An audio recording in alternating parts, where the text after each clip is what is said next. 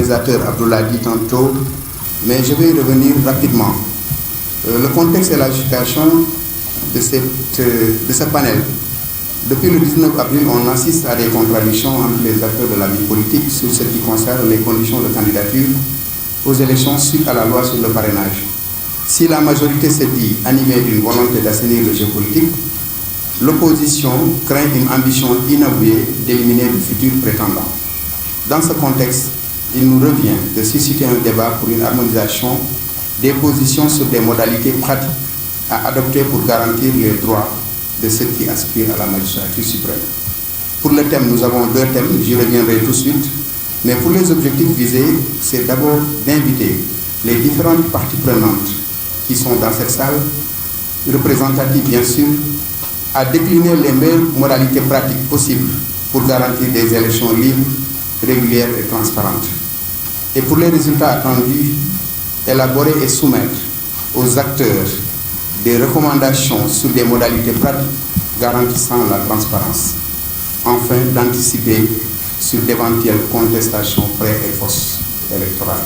Je pense que la feuille de route est bien déclinée et ce panel qui nous réunit n'est qu'un déclic pour amorcer un dialogue. Et ça, moi, j'ose espérer, connaissant le Sénégal, connaissant la maturité de la classe politique, de la société civile, mais du peuple sénégalais, que nous irons vers des élections apaisées et transparentes dans le cadre d'un consensus.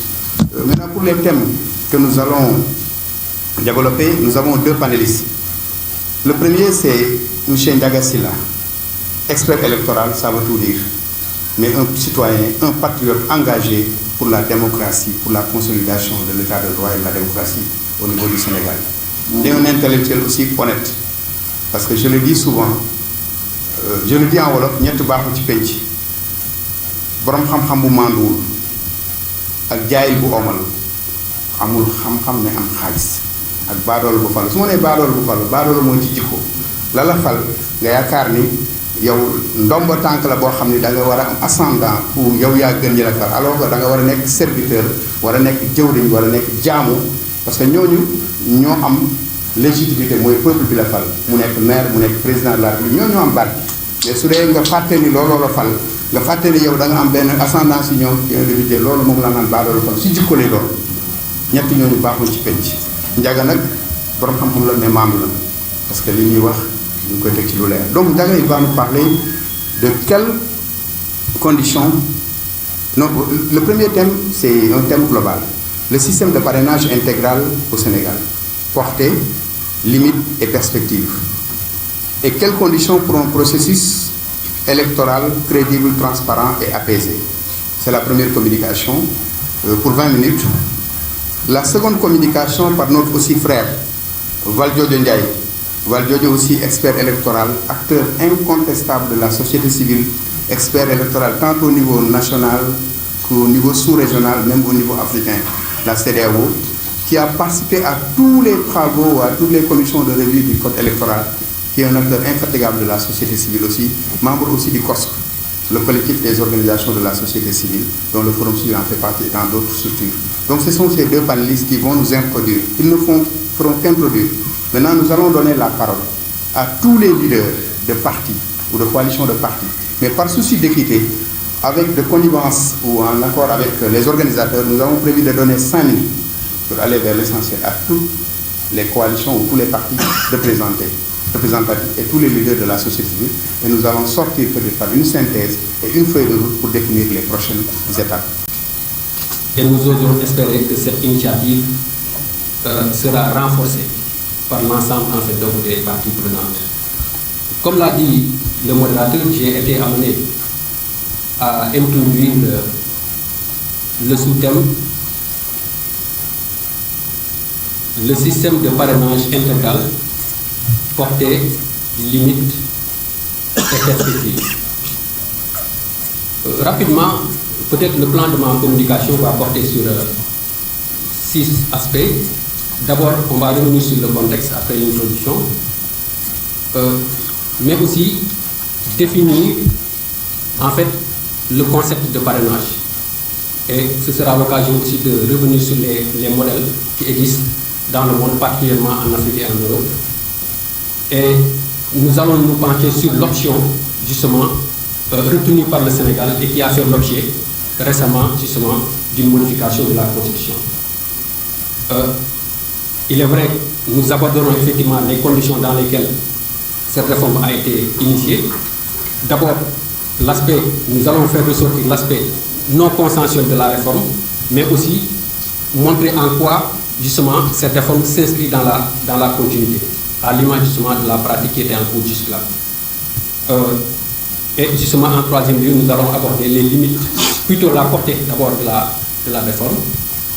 Ensuite, en quatrième lieu, donc les limites de la réforme.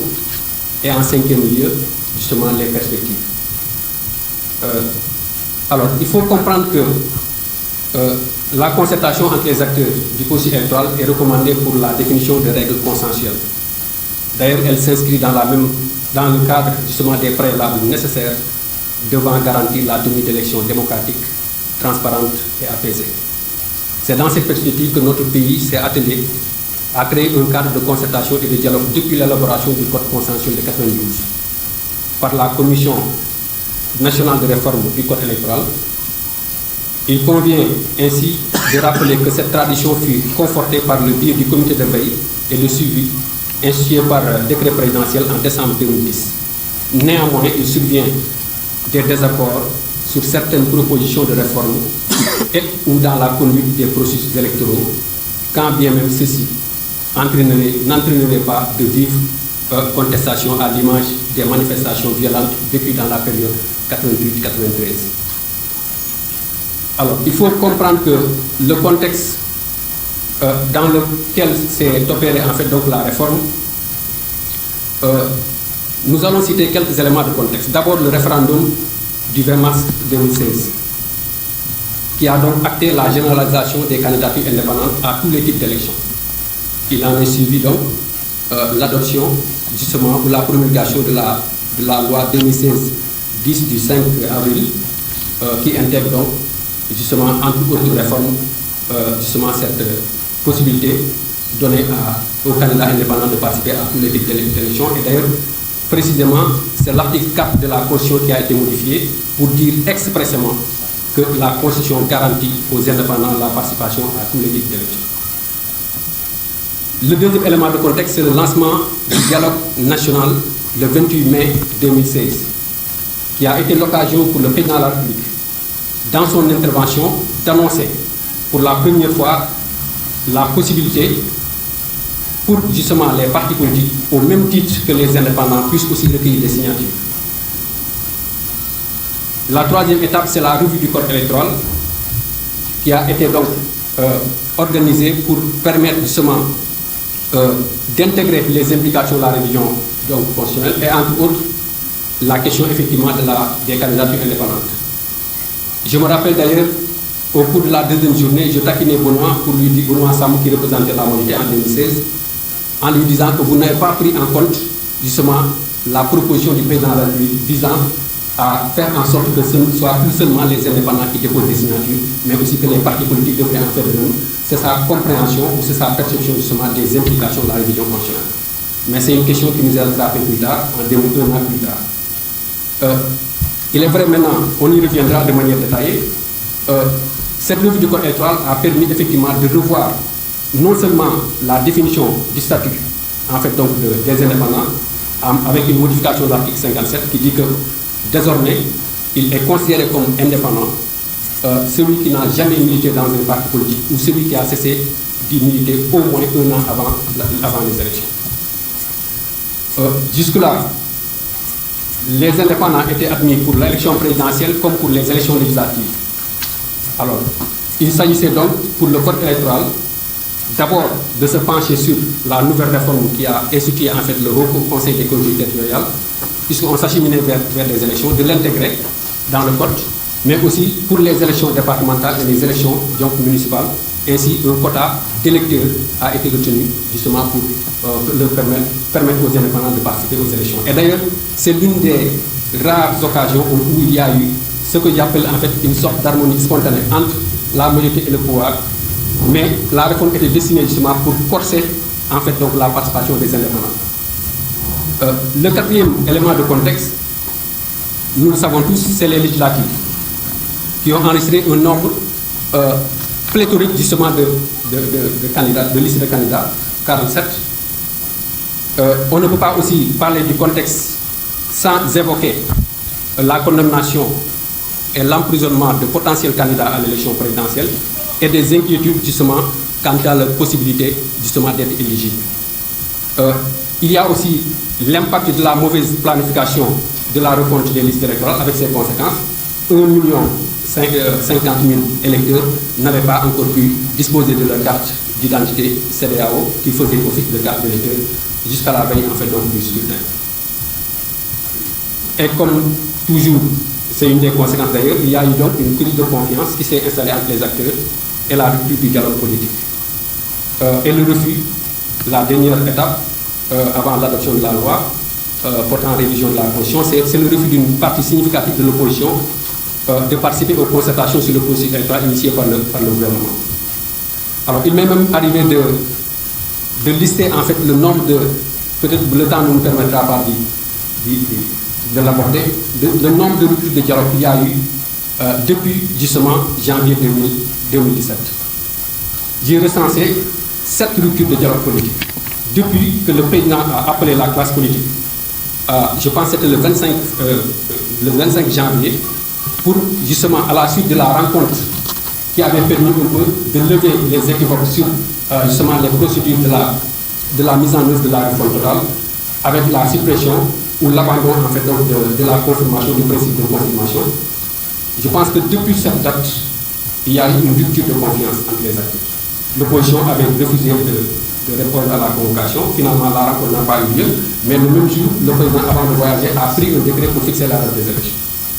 Quelques semaines après, le ministre de l'Intérieur a décidé de mettre en place un comité de suivi, mais en intégrant un 4e pôle des indépendants, ce qui a été aussi un nouvel élément en fait, de rupture du dialogue politique. On peut compter aussi l'adoption de la modification en fait, donc, de la loi électorale, notamment l'article 78 qui a introduit en fait, l'usage des 5 bulletins pour faire face justement à la pléthore. Et l'opposition aussi avait posé comme préalable à l'époque, malgré l'intervention de la société civile, comme préalable à toute négociation, le retrait en fait, donc, du projet. Malheureusement, le projet a été adopté. C'est le même scénario qui se dessine aujourd'hui. Nous savons qu'en dehors justement du refus de participer aux élections et de la médiation entreprise par la société civile, je pense qu'il y a véritablement une rupture en fait, donc, du dialogue politique, sans compter maintenant en temps les décisions prises par le gouvernement à travers la saisie du Conseil constitutionnel. Bref, ce qu'il faut simplement comprendre en termes justement de définition du parrainage, c'est que c'est une procédure par laquelle les candidats à l'élection présidentielle sont présentés par des élus, des électeurs ou des citoyens. Il est le plus souvent appliqué à l'élection du président de la République au suffrage universel direct. Ainsi, pour être recevable, la candidature doit impérativement être portée par le nombre de signatures, requises selon le système retenu. Ainsi, le parrainage apparaît comme un mode de sélection des candidats, voire un filtre démocratique qui permet de limiter les candidatures et d'éviter celles qui sont fantaisistes ou à caractère régionaliste ou ethnique. Pour ce qui concerne les modèles, le parrainage est une pratique en cours dans nombre de pays en Afrique et en Europe, particulièrement. Nous allons citer en fait donc quelques exemples. Pour l'Europe, à l'exception de la France, dont le président est élu au suffrage universel direct, qui donne la possibilité aux citoyens de valider donc, une candidature, les pays concernés en Europe sont au nombre de 11. Si on est à la France, ça fait 12. L'Autriche, la Bulgarie, la Finlande, l'Irlande, l'Islande, la Lituanie, la Pologne, le Portugal, la Roumanie, la Slovaquie et la Slovénie. Alors, nous allons donner quelques exemples de 4 pays, toujours en Europe. Alors, pour ce qui concerne ces pays qui appliquent en fait le parrainage citoyen, non pas le parrainage d'électeurs ou mais le parrainage citoyen, il y a la Pologne qui demande 100 000 signatures de citoyens pour une population de 38 millions d'habitants. Le nombre de candidats en 2012, c'est 12, en 2005, 16. Le Portugal demande un minimum de 7500 donc, citoyens, avec une population totale de 10 300 000 habitants. Entre 1976 et 2011, il y a eu entre 2 à 6 candidats au maximum. Pour la Roumanie, il exige 200 000 signatures, avec une population de 19 900, de presque 20 millions d'habitants. Ils avaient enregistré en 2004 comme en 2009 12 candidats. Et enfin, la Slovaquie exige 15 000 donc, signatures de citoyens pour une population de 5 400 000 électeurs. Alors, pour le cas particulier de la France, il faut simplement comprendre qu'il est exigé aux candidats à l'élection présidentielle de déposer 500 signatures d'élus. Alors, il s'agit des députés, des sénateurs, des représentants donc français au Parlement européen, des conseils départementaux et régionaux, des maires et même des présidents de communautés urbaines, etc. ou de communautés de communes. Alors, en France, au départ, c'était en 1962, avec donc l'élection du président au suffrage universel direct. Au départ, il proposait, le nombre fixé était 100. Mais entre-temps, il y a eu une pléthore de candidatures. C'est ainsi qu'à partir de 1976, maintenant, le nombre n'a pas, depuis 1976, le nombre n'a pas varié. Même si, en fait, il y a eu une commission en 2012 instituée par le président Hollande qui voulait justement qu'on révise justement ce système de parrainage d'élus pour en fait donc faire appliquer le même système que les autres pays d'Europe, c'est-à-dire le parrainage des citoyens. Et le nombre en fait donc qui avait été retenu, ça n'a pas encore été acté, c'était 150 000 donc citoyens. Pour ce qui concerne les modèles en Afrique, nous avons quelques pays. Il y a le Burkina Faso où on demande le parrainage de 50 élus répartis dans 7 sur les 13 régions. Alors, avec ce qu'il faut noter pour ce cas, si un député figure sur la liste, le candidat est dispensé de la répartition géographique. Donc chaque liste, parmi les signataires, s'il y a un élu national, on est épargné justement de la représentation ou de la collecte en tenant compte de l'espace de la répartition du pays. Pour le Mali, c'est 10 députés ou 5 élus communaux dans chaque région du pays et du district de Bamako. Pour la Mauritanie, 100 conseillers municipaux, dont 5 maires. Pour la Tunisie, c'est un exemple qui nous intéresse beaucoup. Il y a 10 élus de l'Assemblée du peuple, l'équivalent de l'Assemblée nationale, ou 40 présidents de conseils de collectivités locales élus. Mais donc il y a 3 options en Tunisie. Première option, la signature d'élus, 10 000 élus. De l'Assemblée représentant du peuple.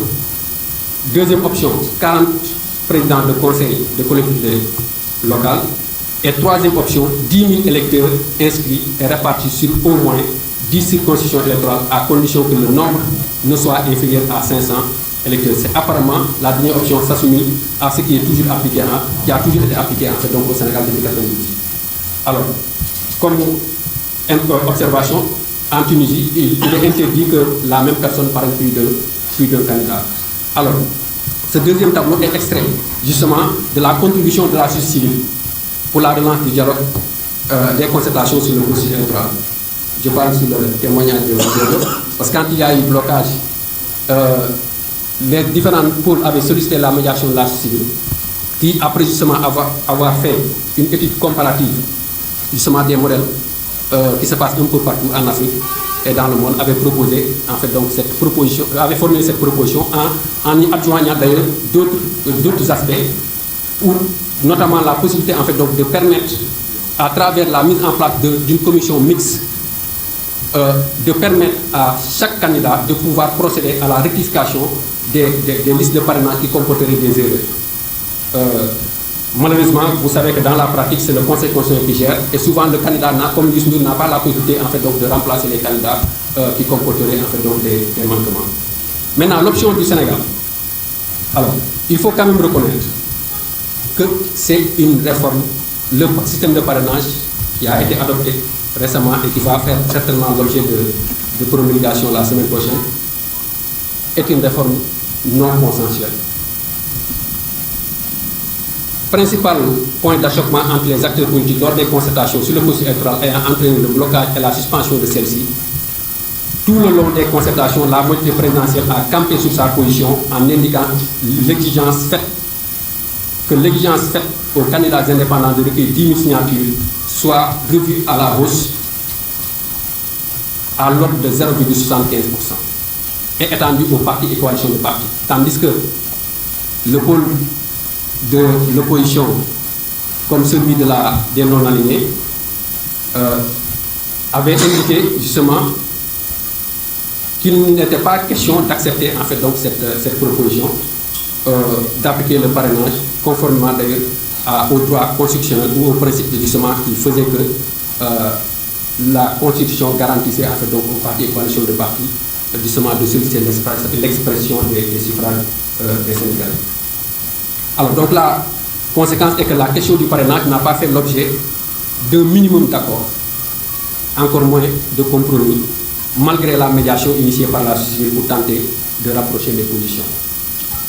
Une fois le rapport général du cadre de concertation qui avait été donc mis en place par le ministre de l'Intérieur, une fois ce rapport remis au président de la République, celui-ci fit son arbitrage en adoptant en Conseil des ministres 2 projets de loi, un relatif à la révision constitutionnelle et un autre relatif justement à la modification du code électoral.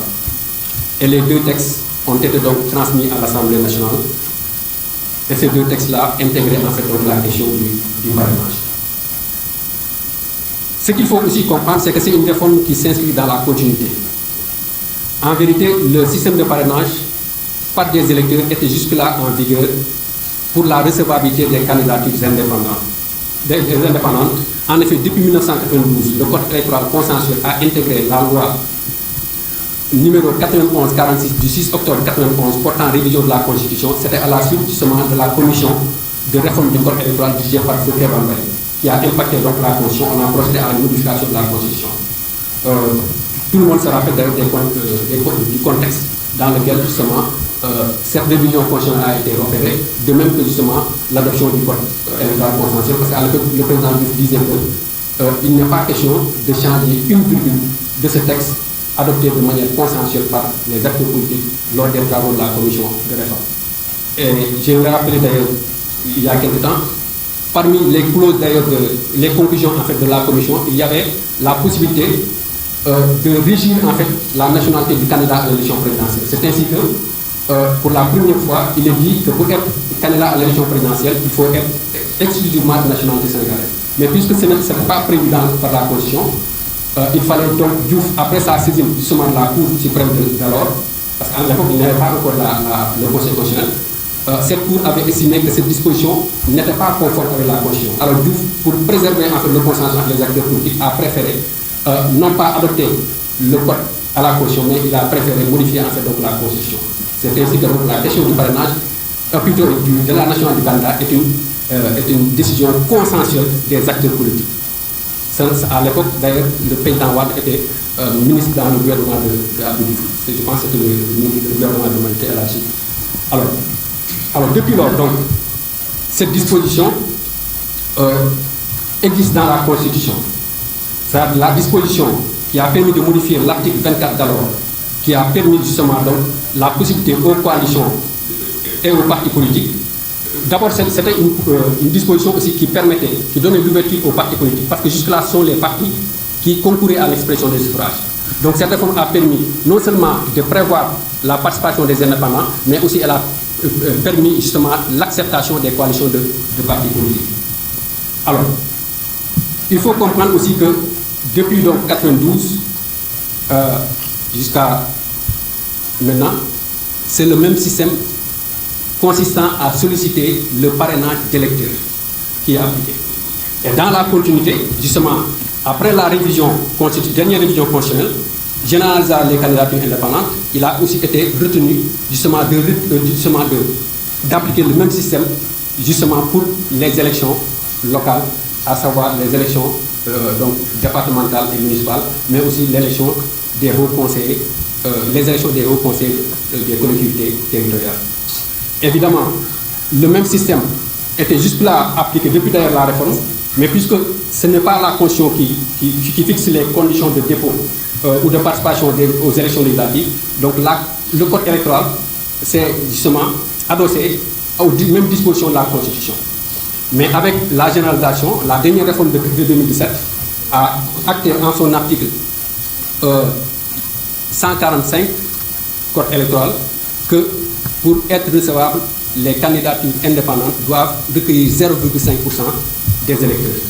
Pour les locales, le départemental, on a retenu, si je ne me trompe, je n'ai pas consulté le code, 3% répartis dans un certain nombre de communes, et pour les élections municipales, je pense 2%. Si ce n'est pas l'inverse, on va vérifier après. Alors, donc pour dire simplement que jusque-là, on a appliqué le parrainage, mais pour seulement les candidatures indépendantes. Alors, maintenant, la portée de la réforme instituant en fait donc le système de parrainage. Alors, la première portée, c'est la rationalisation du système partisan. Même si Déthié n'est pas d'accord, nous pensons aujourd'hui que face à la problématique déjà d'ailleurs soulevée par la commission, les conclusions de la Commission nationale de réforme des institutions, à savoir comment lutter contre la prolifération des partis politiques sans pour autant remettre en cause la liberté d'association. Voilà toute la problématique. Alors, le Sénégal compte actuellement 300 partis politiques.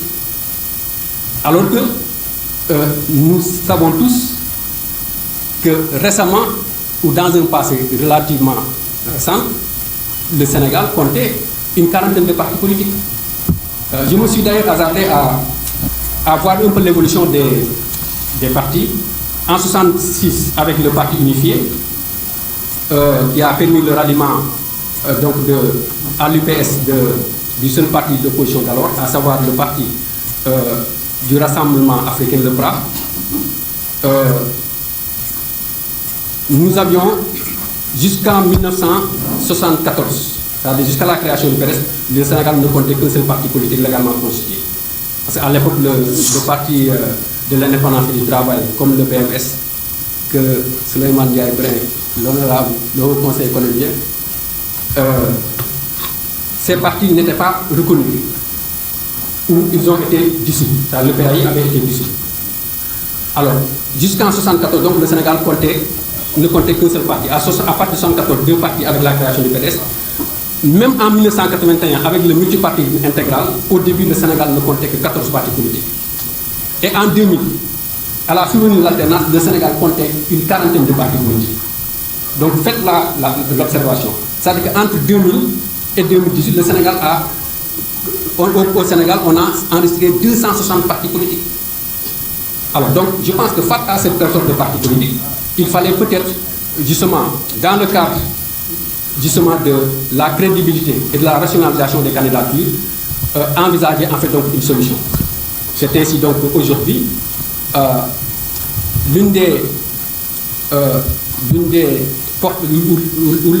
portée majeure en fait de la réforme, c'est qu'elle va faire en sorte que le récépissé de partis politiques ne serve plus de licence pour participer à des élections. D'autant plus aussi que, nous l'avons constaté, il y a des gens qui créent des partis politiques, les conditions de création de partis politiques sont très faciles, et ce sont des gens qui ne participent jamais à des élections, et souvent qui louent en fait donc le récépissé à des indépendants. Alors, deuxième portée, nous le savons, ça va considérablement limiter le nombre de candidats. Avec comme conséquence, justement, une rationalisation des dépenses électorales, aussi bien pour ce qui concerne en fait les bulletins à imprimer. Nous savons aussi qu'il y a un impact sur la gestion du temps de vote et la lisibilité aussi de vote. Pour les limites maintenant, rapidement, il y a l'absence de consensus sur le projet de réforme, on l'a évoqué tout à l'heure. Il y a une remise en cause du principe constitutionnel reconnu aux partis politiques de concourir à l'expression des suffrages, même si nous devons nuancer, parce que la révision aussi, justement, concernait en fait donc la Constitution, la dernière réforme. Alors, il y a aussi, il faut le noter, le fichier de référence, à partir duquel les signatures seront recueillies, risque d'être consolidé à 4 mois de l'ouverture du dépôt des candidatures. Il est vrai que le ministère a déjà annoncé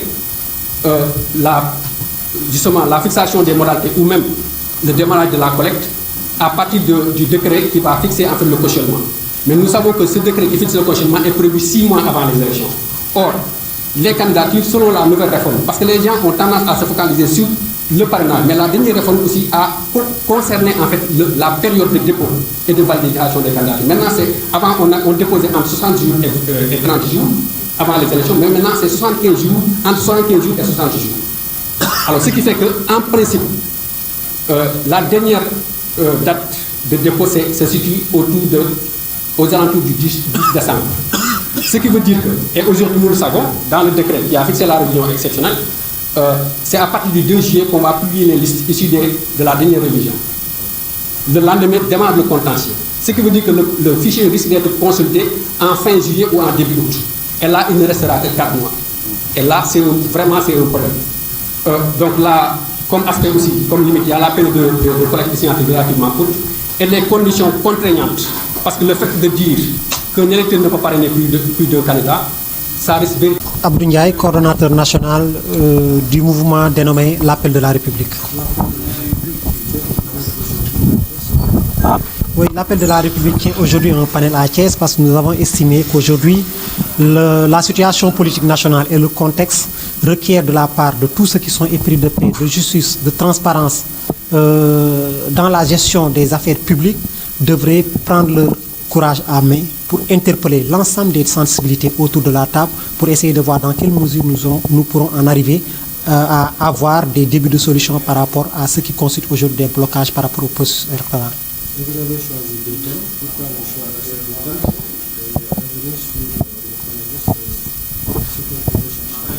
thèmes? Le choix de ces 2 thèmes cadre parfaitement avec la préoccupation des Sénégalais qui consiste à aujourd'hui sauver ce qui est encore possible d'être sauvé. Parce que nous constatons que les acteurs politiques refusent aujourd'hui de s'accorder sur un certain nombre de principes. Des principes qui me semblent fondamentaux, sans quoi nous ne pourrons pas avoir des élections libres, crédibles et transparentes. C'est la raison pour laquelle le premier thème a porté sur le système de parrainage intégral, porté limite perspective, et ce thème a été traité de la façon la plus pertinente possible par l'expert électoral Ndiaga Sylla. L'autre thème qui avait été abordé porte sur quelles conditions pour une élection crédible, transparente, n'est-ce pas, dans ce contexte de parrainage. Et je crois que ce thème également a été développé par l'expert électoral aussi, Valdiodio Ndiaye. Et tous deux ont essayé d'apporter aux Sénégalais et à panélistes et à l'ensemble des personnes qui ont pris part à ce panel des éléments qui leur permettent peut-être d'avoir une grille d'analyse objective par rapport aux tenants et aux aboutissants de ces dispositions qui ont été prises, qui vont dans le sens, pour certains, d'assainir l'espace politique et pour d'autres, dans le sens effectivement de dérouler des ambitions inavouées allant dans le sens d'éliminer des candidats. Je pense qu'au sortir de ce panel, nous avons aujourd'hui compris qu'il est possible de décanter ces situations-là pourvu que les acteurs acceptent d'être autour de la table et de concerter sur ces questions majeures. Est-ce que les acteurs des diverses zones ont été présents?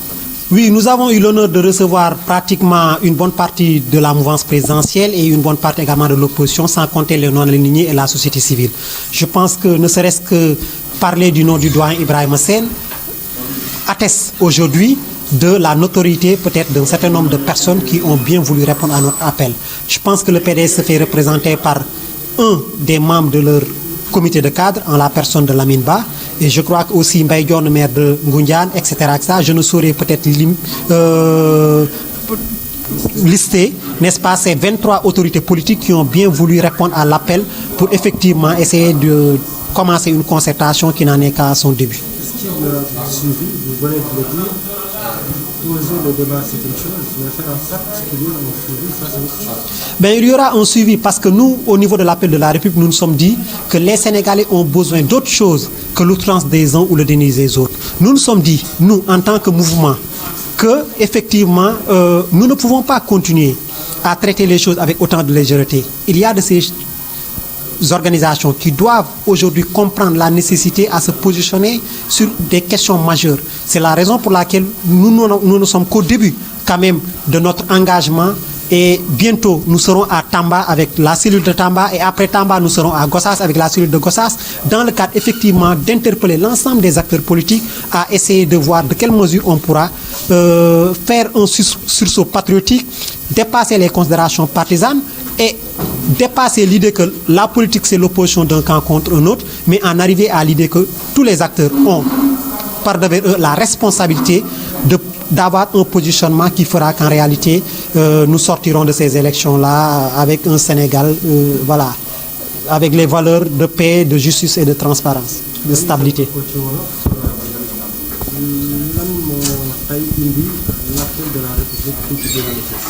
waa tey dañu ñëwoon fii ci diwaanu Thiès ci invitation sunu cellule départementale pour organiser fi panel bi nag dara waralu ko woon lu dul ndax dañu gis ni réew mi am na ay jiixi jaaxa nit ñi nanguwuñu toog waxtaan ñu jàpp ne kon ñun suñu warugar mooy ñu woo acteurs yi nga xamante ni ñoo bokk langue politique yi ñu toog waxtaan. yàlla suturaal nañu ñu am ay ñoo xamante ni seen taxawaay ak seen pas-pas ci indi ay solution ci réew mi kenn nattable ko muy Ndiaga Sylla muy Valdiodio Ndiaye muy Forum Civil ñooñu toog ak parti yi nga xam ñoo nekk pouvoir bi ak parti yi nekk ci opposition bi nangoo ñëw toog Thiès pour la première fois dans l'histoire politique du Sénégal par rapport à ce contexte là parti politique yi nangoo toog waxtaan ci lu jëm ci parrainage kenn ku nekk wax li nga xalaat du solution fii lay génnee waaye au moins yaakaar naa du waxtaan commencé rek mën na am njort bu rafet ni xañ na nit ñi dinañ delloo seen xel pour ñu xool li nga xam mooy li gën ci Sénégal ñu def ko te loolu moom moo am tey Thiès ñu defoon ko ak acteurs politiques yëpp. waaye gis nañu tamit acteurs politiques yi dans l'opposition day opposition bu ñu wax ni mooy opposition significative ak opposition bu ñu jàpp ni ñoom ñoo demoon wuyu ji ci woote nguur gi est-ce que le fait que ñu wax opposition significative manqué fi wala boog gisuñu seen leader bu yàq dara ci taxaw. non mënuñu wax opposition significative nekku fi ndax soo tuddee Lamine Ba bokk na ci ñi nga xamante ni tey jii ñooy def la fierté du parti démocratique sénégalais doo tuddee Moussa Diakhaté bokk na ci ñi nga xamante ni ñooy def la fierté du parti convergence démocratique bokk gis-gis bu Pape Diop.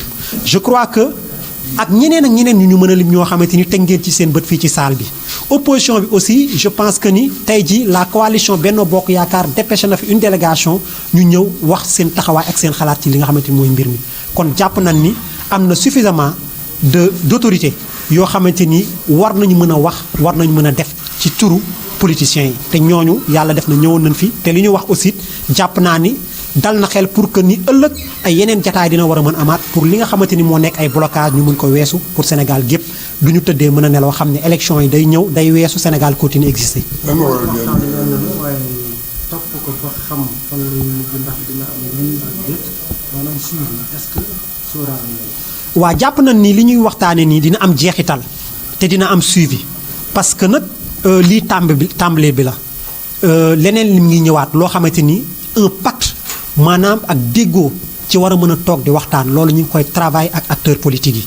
je pense que ni tey ñi ngeen fi gis nii ay la yéwén président Macky Sall woon na leen ci table de négociation mosuñu ko woon nangu kon suñu nangoo tey jii ñëw wuy ci suñu appel je pense que fierté la ci ñun mais également dal na xel ci ni kon nit ñi ñu ngi comprendre ni xel yi ñu ngi dellu si te xel yi su dellusee rek mooy jàpp ni kon lu ne war na mën a nekk kon bu ñu désespéré nañu continuer di liggéey ñi nga xamante ni ñooy suñuy mag ak suñuy partenaire accompagné ci moo xam muy Ndiaga Sylla expert électoral moo xam Valdiodio Ndiaye expert électoral moo xam Forum Civil ñooñu du ñu continuer di ñu ci gunge je pense que ni tant que du ñu gessoo yem ci ñoom wala suñu jaaxlee woo leen ñoom ñu gën ñoo leeral acteur politique yi suñu leen wooyee ñu ñëw mën nañ jàpp ne ëllëg yàgg ak lu mu metti solution dina am sénégalais yi xam ne ca dëgg-dëgg politiciens yi kat ay la yéwén su intérêt Sénégal taxawee kenn ku nekk dina fàtte boppam pour ñu trouver ay solution pour njariñu Sénégal yëpp.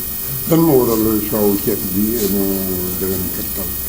waaw le choix de Thiès li koy firndeel lu bari la parce que Thiès dafa nekk ville boo xamante ni dafa nekk ville d'histoire Thiès dafa nekk ville carrefour Thiès dafa nekk localité boo xamante ni par rapport ak sunu 34 responsables yi nekk ci département yi pour ñu ñëw Thiès moo gën a yomb ñu déplacer ñëpp yóbbu leen Kédougou parce que ñu nga ba Kédougou ñëw Thiès moo gën a yomb ñu déplacer leen yóbbu leen ba Tamba parce que ñu nga Tamba moo gën a yóbbu leen Matam donc je pense que ni tey jii li ñu gis mooy que ni responsable yi l'appel de la République nekk ci gox-goxaat yi wër Thiès yëpp ñëw nañ wuyu ci appel bi am na lu ñu fi jëlee te du ñu demee ñoom aussi en fonction li ñu gis fii dinañ jël yeneen initiative yu leen di permettre ñu xam ne ëllëg suñu wootee yeneen gox yi dinañ xool li nga xamante ni moo amoon Thiès ñu mën ko def Thiès it dafa nekk dëkk boo xamante ni dafa bari ay candidats yu déclaré yoo xamante fi lañ nekk je pense que ni comme candidats yi ñoom ñoo indi coow li ci politique bi yaakaar naa ni kon bu ñu demee foo xamante ni fa la candidats yi nekk waxtaane fa dina tax responsable ak représentant candidats yi jële fa loo xamante dina xam ne kenn ku ci nekk ci pàcc yi wane nga ak ubbeeku wane nga ak disponibilité pour jox sa loxo morom pour que li nga xamante ni moom lañ bokk mu nekk loo xamante ni daal luy saafara réero yi nga xamante ni moo am ci langue politique yi. Est-ce que là va remplacer le choix de Thiès là? Oui, le choix de Thiès se justifie simplement par le fait que Thiès c'est une ville pleine d'histoire, c'est une ville carrefour et c'est une ville qui avait permis quand même à nos représentants qui sont dans les 34 départements du Sénégal de pouvoir se déplacer sans beaucoup de difficultés. Je pense que aussi c'est sur l'initiative de la cellule de Thiès qui a compris que Thiès regorge déjà de beaucoup de candidatures déclarées, ce qui fait qu'en réalité, les acteurs politiques, de surcroît les candidatures déclarées, qui, à la limite, aujourd'hui, maintiennent le débat autour de la question du parrainage, devraient pouvoir, au sortir de cette concertation qui a vu d'éminemment experts électoraux développer des thèmes qui interpellent l'ensemble des Sénégalais, je pense que ce choix-là est fortement justifié et aura servi d'exemple à toutes les autres cellules qui s'apprêtent à nous accueillir, que ce soit la cellule de Tamba ou de Gossas, qui bientôt auront l'occasion d'accueillir d'autres experts pour discuter avec les Sénégalais sur des questions majeures. Je me nomme Ndiaga Sylla, je suis membre du GRADEC et de la PACT. J'ai été convié à ce panel initié par l'appel de la République pour échanger justement autour de la problématique justement du parrainage intégral qui a fait l'objet justement d'une réforme. Donc ça a été l'occasion justement de revenir sur la portée de cette réforme, ses limites, mais aussi de dégager les perspectives. Nous avons voulu effectivement donc rappeler dans un premier temps, après avoir défini en fait donc le concept de parrainage, nous avons tenu à rappeler en fait donc les expériences, les modèles qui sont pratiqués un peu dans le monde, particulièrement en Afrique et en Europe. Nous avons aussi justement abordé la question sous l'angle justement de sa portée, parce qu'a priori ce parrainage justement intégral, à l'image d'ailleurs de la définition qui en est donnée un peu partout dans le monde, c'est que justement c'est un système qui permet de rationaliser et de crédibiliser en fait donc les candidatures. Nous savons aussi que une réduction considérable en fait donc des candidatures va impacter en fait donc sur les dépenses électorales, sur le temps de vote, sur effectivement une certaine lisibilité en fait donc de l'offre politique. Mais nous avons aussi évoqué un certain nombre de limites justement qui entourent en fait donc cette réforme. D'abord, tout le monde constate justement le manque de consensus justement qui a sous-tendu en fait donc l'adoption de cette réforme. Mais nous savons aussi en termes justement de faisabilité, il y a des limites relativement d'abord à la mise en œuvre justement de ce système en cas d'élection anticipée. Dans la réforme d'ailleurs, ça a été l'une des omissions parce que je ne pense pas qu'on puisse en si peu de temps, en 2 semaines, si on se fonde sur les dispositions de l'article 31, vouloir demander aux candidats de recueillir autant de signatures. Nous savons aussi que la révision constitutionnelle a visé aussi les délais de dépôt. Aujourd'hui, on ne dépose plus entre les 60 jours et les 30 jours qui précèdent en fait donc les élections, mais le dépôt s'est fait à partir de 75 jours. Et jusqu'à 60 jours. Et nous savons qu'en cas d'élection anticipée, matériellement, ça va être difficile justement de se conformer à la disposition constitutionnelle. Nous avons aussi attiré l'attention sur le fait que le fichier électoral qui est en cours de constitution n'est pas encore justement consolidé. Et il ne le sera peut-être qu'à 4 mois en fait, donc, de la période de dépôt en fait, donc, des listes de candidatures qui devraient intervenir dans le courant effectivement du mois de décembre. Je pense que c'est autour du 10 décembre. Donc pour dire simplement qu'il est extrêmement important qu'on puisse continuer effectivement les concertations pour justement aboutir à définir des modalités souples justement et consensuelles pour la mise en œuvre de ce parrainage. Il y a un certain nombre de questions qui se posent aujourd'hui sur l'application en fait donc de ce système. Est-ce qu'aujourd'hui c'est le Conseil constitutionnel qui va continuer à accueillir en fait donc les demandes de parrainage? Est-ce qu'en réalité nous allons permettre à un candidat de pouvoir procéder à des rectifications justement en cas de double en fait donc signature d'un candidat, d'un parrain? Est-ce qu'il a la possibilité effectivement de procéder à des rectifications en cas en fait donc justement de parrains qui ne rempliraient pas en fait donc les conditions? Nous avons aussi insisté sur la nécessité effectivement de poursuivre en fait donc la concertation pour permettre effectivement donc que justement que le système de parrainage ne puisse pas justement se révéler comme une volonté en fait donc de bloquer en fait donc des candidatures indûment.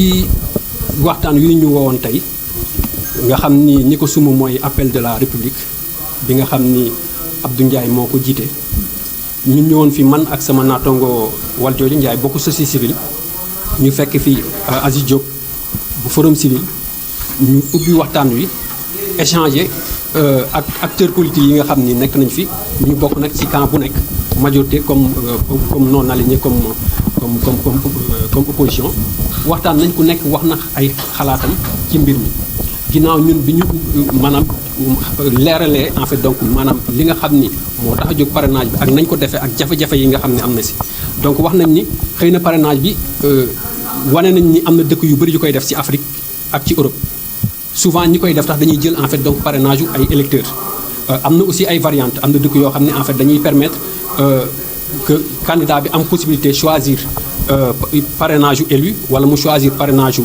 électeur wala mu choisir effectivement parrainage yu en fait donc citoyen. Rappelé nañu aussi maanaam posture bi nga xam ne société civile amoon na ko jamono bi mu amee jafe-jafe ci biir waxtaan bi ba société civile proposé woon ay mesures maanaam yoo xam ne yu oyof lay doon ba nga xam ne bu ñuy def en fait donc parrainage bi nit ñi dinañ ci mën a gis seen bopp. li nga xam ne daal gën nañ ko déplorer et constat la boo xam ne aussi kenn mënu ko weddi mooy que maanaam juboo amul en fait donc bi nga xam ni moom la ñu war a si la ñu décider en fait donc maanaam def réforme bi.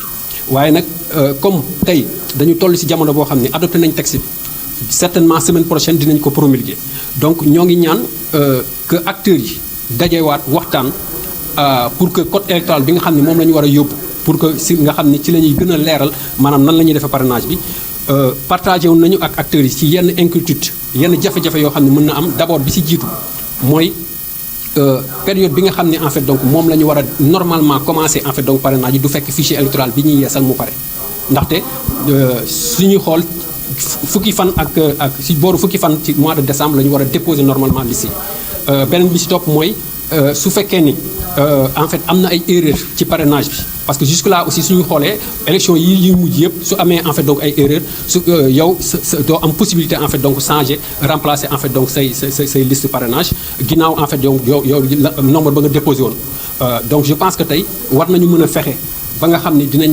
conditions yi nañ koy defee dina yomb oyof ci en fait donc ñi nga xam ne bëgg nañu nekk candidat pour ñu permettre leen ñoom ñu mën a remplacer en fait donc ay candidats yoo xam ni peut-être benn candidat puisque dañu interdit ni candidat mënoo signer ñaari parrain je pense que su fekkee ni am na lu mel noonu war nañu mën a permettre candidat bi mu rectifier loolu wala am koo xam ne peut-être amul âge wala remplir beneen condition justement pour mën la pare lañ ñu permettre que ñu rectifier déjà am na question buy soulever wu aussi mooy en cas d'antériorité maanaam su fekkee benn nit dafa signer ñaari parrain ñaari candidat nan lañ koy contentieux nan lañ koy régler est-ce que dañuy xool ci période bi nga xam ne ci lañ déposé liste bi kan moo jiitu ñëkk a déposé ou bien dañuy xool datu signature bi je pense que c'est voilà autant de questions sànq aussi maa ngi évoqué maanaam difficulté et je pense que loolu omission la boo xam ni fàtte laa jàpp ndaxte réforme bi suñ koy def war nañu xalaat ni aussi Sénégal si disposition constitutionnelle dañu prévoir maanaam article 31 dafa prévoir élection anticipée su fekkee ni maanaam yàlla def na ndogal am président bi nekkatu fi faatu wala mu feebar wala mu am empêchement boo nga xam ne mënul nekk président loi bi dafa wax ni constitution bi moo ko wax dañu war a organiser élection yi ci diggante ñetti weer ak ñaari weer et su boobaa je pense que tey objectivement dina jafe en fait donc pour que 15 jours wala lu jege en fait lu yées benn weer candidats yi mën a wuti ay signature encore une fois aussi am na problème mu délai boo xam ne en fait conformul justement ak su fekkee élection anticipée dafay am ndaxte loi bi dafa wax ni léegi su desee juróom-ñaar fukki fan ak juróom si la ñuy déposer liste alors que tey élection bi mën na am si diggante en fait donc 60 jours voilà autant de questions yoo xam ne yaakaar naa ni dañu war a continuer waat waxtaan wi parce que en matière électorale ni ñu ko yàgg a defee fii et loolu moom la ñu nit ñi mébét ci àdduna bi yëpp mooy que mbirum élection dañ ci war a waxtaan ba déggoo je pense que donc loolu moo tax réforme su fekkee ne da nga koy initier su fekkee ne nit ñi d'accorduñ ci véritablement da nga ko war a teg ci suuf ba fexe ba nit ñi d'accord ci nga doog ko mën a wéyal